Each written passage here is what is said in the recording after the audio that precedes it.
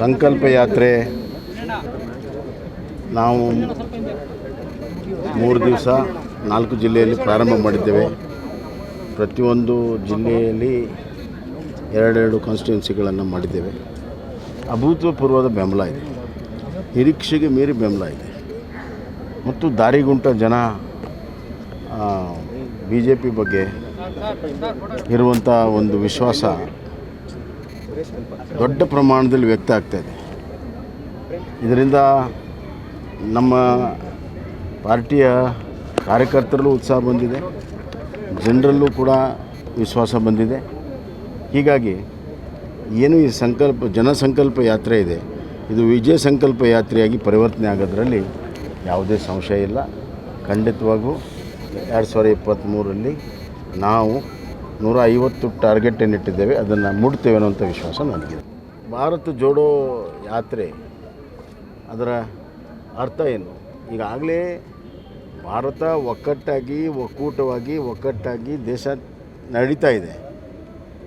ಈಗ ಮತ್ತೆ ಅದನ್ನು ಜೋಡಿಸುವಂಥದ್ದು ಯಾವುದೂ ಪ್ರಮೇಯ ಇಲ್ಲ. ಇವತ್ತು ಇಡೀ ದೇಶ ಒಕ್ಕಟ್ಟಾಗಿ ಅಂತಾರಾಷ್ಟ್ರೀಯ ಮಟ್ಟದಲ್ಲಿ ಸಾಕಷ್ಟು ಮುನ್ನಡೆಯನ್ನು ಸಾಧಿಸ್ತಾ ಇದೆ. ಉದಾಹರಣೆಗೆ ಇವತ್ತು ಇಡೀ ಜಗತ್ತಿನಲ್ಲಿ ಆರ್ಥಿಕ ಹಿಂಜರಿತೆ ಆಗಿದೆ. ಅಮೇರಿಕ ಅಂತ ದೇಶ G7ಗಳೇನಿದ್ದಾವೆ ಅವೆಲ್ಲವೂ ಆರ್ಥಿಕ ಹಿಂಜರಿತದಲ್ಲಿ ಅನುಭವಿಸ್ತಿರುವಾಗ ಮಿನಿಮಮ್ 7% ಗ್ರೋತನ್ನು ಕಾಪಾಡಿಕೊಂಡು ಇವತ್ತು ನಮ್ಮ ದೇಶ ಮುನ್ನಡೀತಾ ಇದೆ. ಹೀಗಿರುವಾಗ ದೇಶ ಬಲಿಷ್ಠವಾಗಿ ಒಂದಾಗಿರುವಾಗ ಈಗ ತಮ್ಮ ಭಾರತ್ ಜೋಡೋ ಯಾತ್ರೆಗೆ ಏನೂ ಅರ್ಥ ಇಲ್ಲ. ಭಾಳ ಅಂದರೆ ನಾನು ಆಗಲೇ ಹೇಳಿದಂತೆ ಅವರು ಒಂದು ಸತಿ ರಾಹುಲ್ ಗಾಂಧಿ ಅನ್ನುವಂಥದ್ದು ಮಿಸೈಲ್ ಬಿಟ್ಟಿದ್ದರು, ಅದು ಫೇಲ್ ಆಯಿತು. ಈಗ 2ನೇ ಬಾರಿ ಲಾಂಚ್ ಮಾಡೋ ಪ್ರಯತ್ನಗಳನ್ನು ಮಾಡ್ತಾಯಿದ್ರು. ಅಷ್ಟು ಬಿಟ್ಟರೆ ಬೇರೆ ಅದಕ್ಕೆ ಅರ್ಥ ಇಲ್ಲ.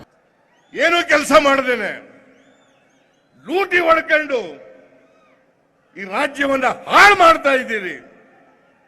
ಅದಕ್ಕೋಸ್ಕರ ರಾಹುಲ್ ಗಾಂಧಿ ಅವರು ಪಾದಯಾತ್ರೆಯನ್ನ ದೇಶ ಹಾಳು ಮಾಡ್ತಾ ಇದ್ದಾರೆ ಅನ್ನೋ ಕಾರಣಕ್ಕೋಸ್ಕರ ಜನರನ್ನ ಒಟ್ಟುಗೂಡಿಸಬೇಕು, ಜನರ ಒಡೆದ ಮನಸ್ಸುಗಳನ್ನ ಒಟ್ಟು ಮಾಡಬೇಕು.